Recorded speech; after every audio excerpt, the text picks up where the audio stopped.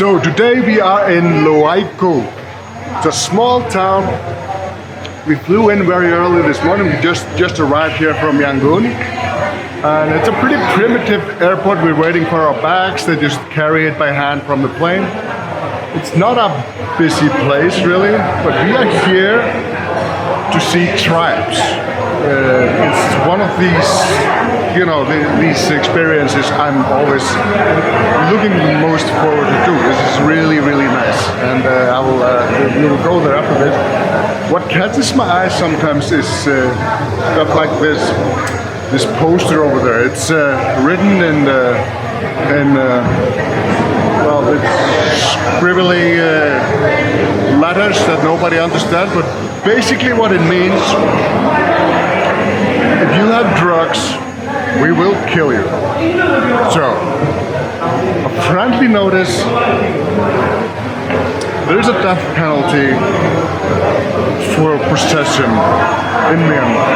So, if you're there, just go to Amsterdam. But moving on.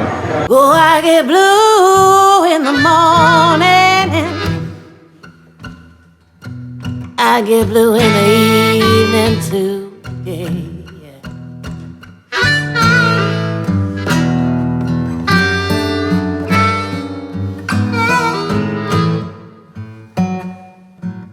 I get blue in the morning time. So today is, tomorrow. I'm continuing yesterday's video. So the last clip you saw was yesterday. Mind-blowing stuff here. But we are still doing tribes, visiting tribes. This is the third tribe we are visiting here today. We visited 2 yesterday and then 1 today. And I'm not gonna go specifically into each tribe per se, but I'm gonna talk. Here is where things in Myanmar get a little complicated. Because these tribes, they have their own identity, they have their own language, they have their own culture. And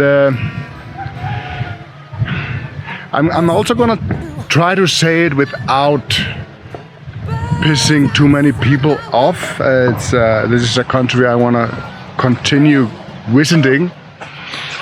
But the Burmese armies and these tribes, they haven't exactly been friends over the past 80 years. And these people have basically been persecuted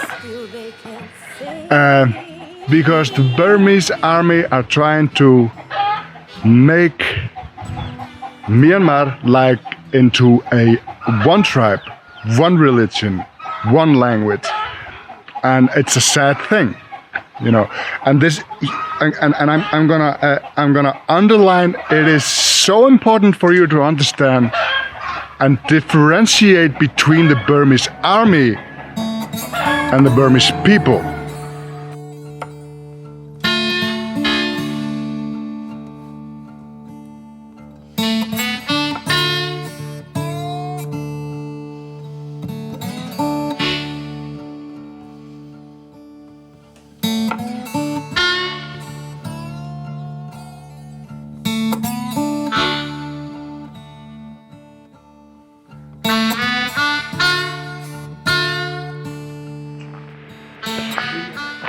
So to protect themselves, each region, to protect themselves from the Burmese army, they all have a small army. They have a militia. So when we're driving here, there are a few checkpoints you have to go through, and you just cannot come. You have to get permits and stuff like that. You cannot just drop by here. So, this militia is ready to fight. It has been ceasefire now for 4 years, I believe. But because the tactics of the army is to, we've seen this in we've seen this recently now with the Rohingya people. You know, it is. You can see there. I don't have to tell you exactly what these tactics are. They are just brutal, and they usually come attack during harvest season to destroy the harvest. And then they burn their home, and then they do what they do. And these people are on the run again, and they have to relocate. So this is what the army does to try to get them to, you know, not get too organized and not get too strong. Because these people, they can't fight. They are fierce fighters, and giving enough chance to gather their strength, the Burmese army have great difficulty with them. So, but now it has been ceasefire, it has been peaceful for about 4 years here, and you can't take anything for granted. Here now, we have permission to go because there is peace. Next year, we don't know. About 150 years ago, Italian missionaries came to this town, and so most of the people here are actually Christian, which is unusual because Buddhism is the biggest religion here, but that is also what irritates the Burmese army, because even if Buddhism preaches peace and you know, getting along, well, in the end it's another religion, and there are money involved. There's a lot of things, but here's one thing which is interesting. I mentioned earlier that there's a huge gap between the Burmese army and its people, and that's true. However, the Buddhist community here is so strong that the army needs support from at least some of them. So what they did is they divided them. They offered some group something to make them to get them on their side, not the side of the people. And well, and people say here, you know, it's an old tactic. It's called divide and conquer, but usually that's done within, like, if you're waiting on another country, you know, now you're splitting up the same people, and well, it doesn't sound like it's gonna have a happy ending.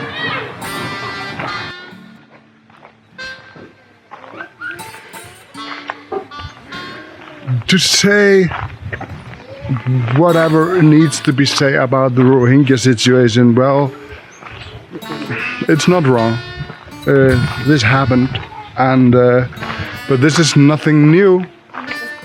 The Burmese army have been doing this for 80 years, just another tribes, like here, and nobody cared back then. Now, for some reason, this went public. It's been a pretty closed off country, so not many news came from here. But if I can say, the good news in all of this is it has been accepted by the war crime court in The Hague. So the generals believed to be responsible for all this, they are gonna have their day in court. And that's wonderful, because now we can just concentrate on convicting and punishing those responsible for all that shit and move on. In a town like this, when we visit, like now in the middle of the day, there's not a lot of people here. There's actually about 250, 300 people that lives here. So, and it's not a big area, so it's a busy town. But most of the people are now, they're farmers, so they're out farming. What we get is the youngest and the oldest, which is very often what we want anyway. It's interesting. But what I find extremely interesting, and I don't know if it's sad or if it just doesn't matter, that I remember this from last year also, that I was asking about people's age, and they didn't really know. You know, a ballpark is, they know they were about 40, yeah, but I guess it's not that important here, which is kind of cool, you know. It's just doesn't matter. But even for all the hardships they endure, these people in the mountains here in Myanmar, they're happy. You know, they just have fewer needs and wants than I do, than us Westerners do. It's the key to happiness, I guess. You know, have fewer needs.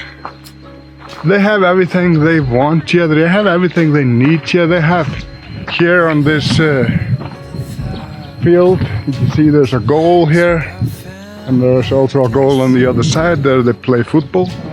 It's not exactly an ideal football field. It is uneven and it has a lot of cow shit on it.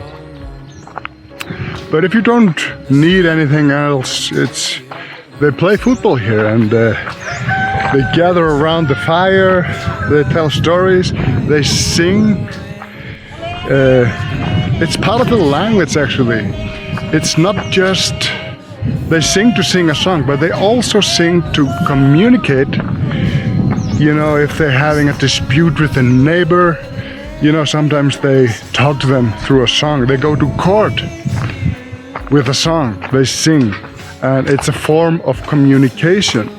So, you know, they sing a lot. It doesn't really matter how old they are, you know. They work, they have basically no income. They just work their field, then they eat.